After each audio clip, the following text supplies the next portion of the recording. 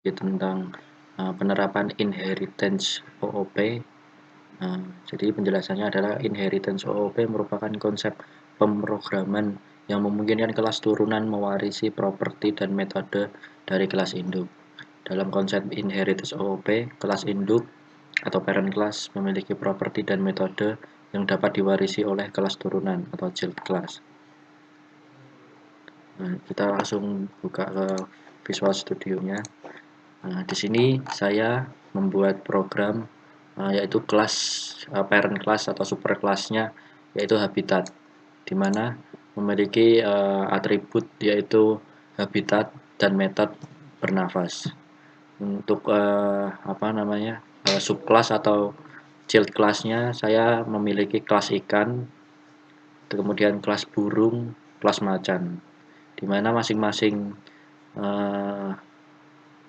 kelas subkelas ini memiliki habitat yang berbeda-beda. Contohnya untuk kelas ikan, dia hidup di air, burung hidup di udara, kemudian macan hidup di darat, dan masing-masing subkelas memiliki metode yang berbeda-beda. Contohnya untuk ikan, void method bernafasnya menggunakan insang, burung void metodenya bernafas dengan paru-paru, macan void metodenya bernafas juga dengan paru-paru.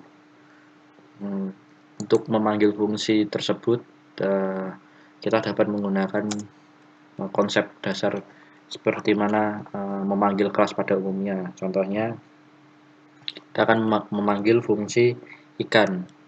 Di atas ikan dideklar i-nya besar, kemudian kita kasih variabel ikan,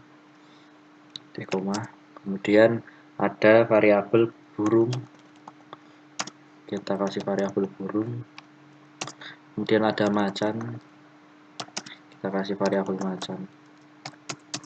Nah, untuk mengambil data atau metode yang ada pada masing-masing kelas, kita dapat mengeprint atau mengeluarkan string pada masing-masing kelas dengan cara cout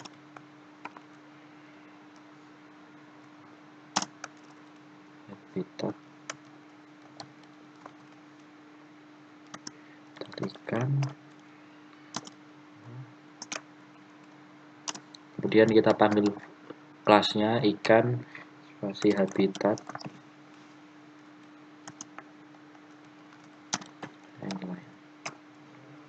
kemudian kita panggil metodenya,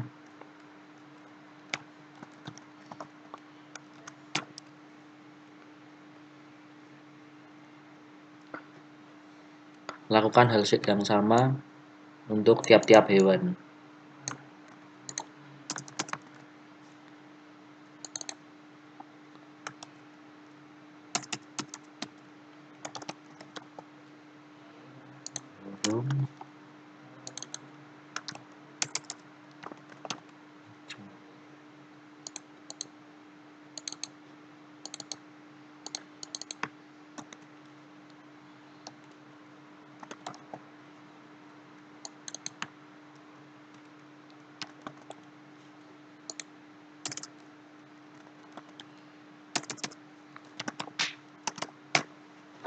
Kemudian kita dapat melakukan compiling. Mungkin kita masih ada salah dan 40 ya. Jadi penjelasannya kita dapat memanggil fungsi habitat pada tiap-tiap subkelas. Misalkan ikan di sini habitat ikan hidup di air sesuai dengan yang ada pada subkelas ikan hidup di air. Kemudian bernafas dengan insang sesuai juga dengan metode yang ada pada kelas ikan. Dan di sini kita telah mengoverride atau menulis ulang fungsi yang sama seperti void bernafas, itu juga sama seperti yang di superclass atau induknya. Tapi kenapa di sini yang ditulis adalah yang pada anaknya, karena pada subclass dia mewarisi fungsi yang ada pada superclass atau induknya. Ini tidak akan terjadi jika void bernafas pada subclass itu dinonaktifkan atau tidak dipakai. Dia akan mengambil fungsi pada induknya atau yang ada di superclass. Misalkan saya panggil kelas ikan, kemudian void bernafas, otomatis dia akan memanggil fungsi void bernafas yang ada pada induknya. Kecuali kalau ada pada kelas ikan ada void bernafas, maka yang dipanggil akan yang ada pada subclass tersebut. Kita akan coba.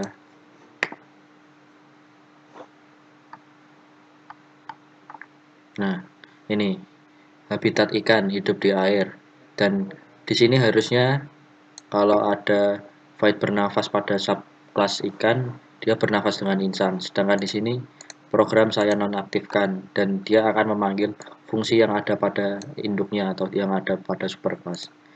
Ini hewan bernafas.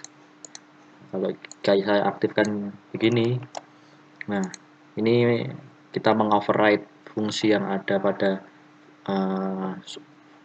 kelas superkelasnya atau kelas induknya.